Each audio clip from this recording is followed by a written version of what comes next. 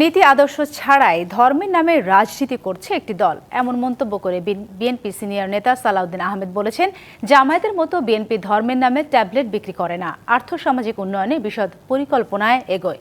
সকালে রাজধানীর কৃষিবিদ ইনস্টিটিউশনে বিএনপির দেশ গড়া পরিকল্পনা শীর্ষক কর্মসূচিতে এসব কথা বলেন তিনি।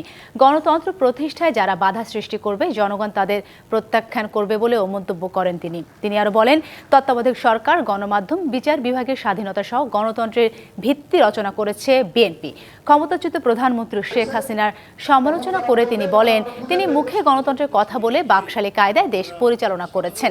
একই অনুষ্ঠানে বিএনপির আরেক নেতা রুহুল কবির রিজভী বলেন, ধর্মের নামে মানুষকে বিভ্রান্ত করছে জামায়াত।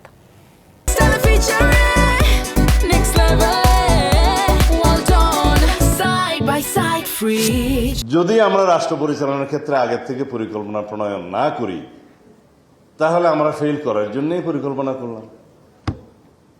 এখন এই কথাটা তো আমাদের ধর্ম ব্যবসায়ী বন্ধুদের উদ্দেশ্যে বলা হয়ে গেল মনে হয়।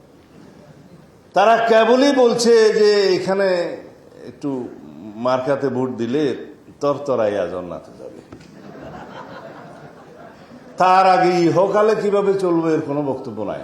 জান্নাতের টিকিটের কথা কেউ কেউ বলেন, বেহেশতের টিকিটের কথা। তো এই যে বেহেশতের টিকিটের কথা বলেন, কেউ বলতে পারে না কে বেহেশতে যাবে কি দোজখে যাবে। এটা according to religion, according to ইসলাম কেউ বলতে পারে না।